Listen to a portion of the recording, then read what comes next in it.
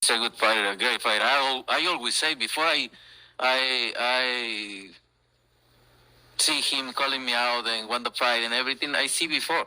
I say before he's a great fighter. But if you look at his career, mention one elite fighter. Just mention me one elite fighter. So Postal wasn't elite? Who? Victor Postal. Who's that guy? Oh, so he wasn't commercialized. He wasn't. Who's he that wasn't Postal? Ricky Burns wasn't elite. What? 40 years old champion in that moment beat Mr. Posta in my gym. I saw that. So Ricky Burns wasn't elite.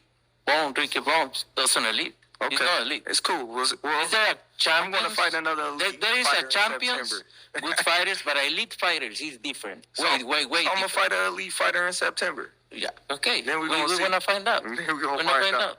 And don't get me wrong, you're a great fighter. I know I'm great. You're a great fighter. But are you going to find out? I hope your uncle Turki Alashi pay you enough money because it's going to be the last. It may be.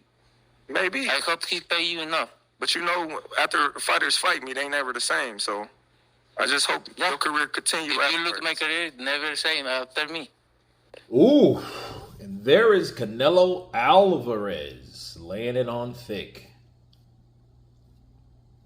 on Terence Crawford. And let me counterpunch. The elite question was a continuation of what everybody else says, right? Who are the elite fighters that Terence Crawford fought? Now, I will say this.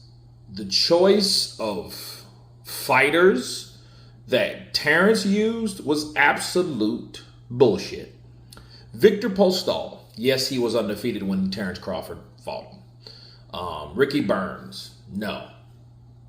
Ricky Burns was once upon a time a fighter. Now, to keep it a buck, Terence Crawford fights people, they're never the same. And I think that's what he should have said. The problem with Terence Crawford is these guys get a crack at Terence before they get known enough. Okay, let me give you an example. Victor Postol made La Máquina, Lucas Matisse, quit. Okay, he made him retire. Terence, easy work. And Victor Postol was an awkward, tall guy, I think a little taller than Terence. But look what Terence did to him, so that was that. Ricky Burns was a guy that he fought in his own backyard and lost to Terence Crawford. But compared to Canelo's resume, Canelo went there because Canelo could go there. It's not a comparison. Now, when you talk about resume, not victories, resume, Sugar Shane Mosley, Floyd Money Mayweather, Gennady Golovkin. A lot of people thought he lost the first fight. I thought he lost the first fight. Draw, then win, then win. It goes on and on, honestly, because you can, a lot of people, even the Billy Joe Saunders fight, even the Callum Smith fight, even the Caleb Plant fight, those fights with those type of guys that were known based on the recognition, or they were closer to the commercial standpoint than Terence Crawford, it doesn't hold a candle. However, Terence Crawford's victories, I don't think they should go unnoticed and disrespected like that. I just wish he would have used better examples. He could have said Errol Spence, the unified welterweight champion that was undefeated. He could have went there first because that was his latest victory.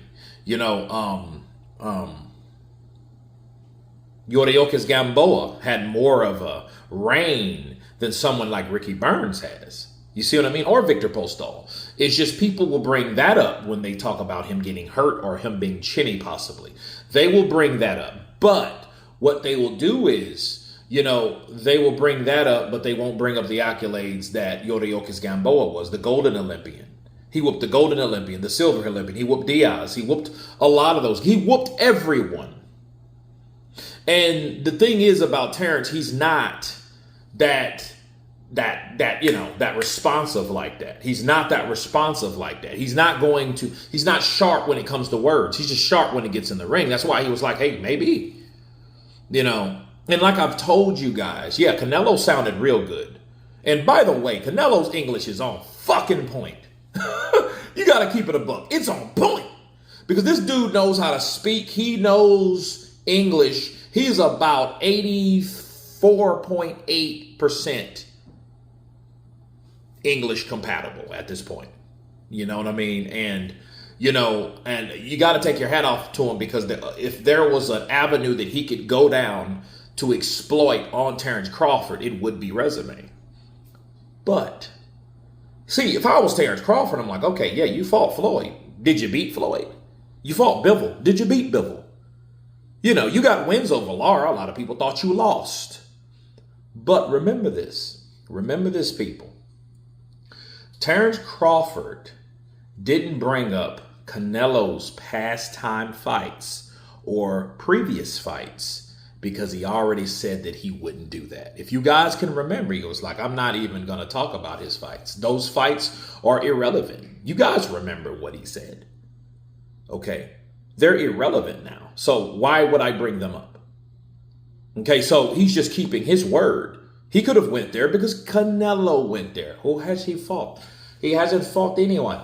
I mean, who's elite? Who is elite? So Ricky Burns, he got beat with a guy, 40-year-old guy in that gym. So he went hard on Terence Crawford in his resume, and then promised that you won't be the same after I get through tapping that ass. And then Terence was like, well, hey, they say I'm not the same either. But I like this because remember, the people that say less normally do more. But we'll see. Hey, no doubt about it, Canelo Alvarez won this particular interview. He did, hands down, bar none. You guys tell me what you think of Terence Crawford getting eaten alive by Canelo Alvarez. Of course, please subscribe. And you guys been Counterpunch. Peace.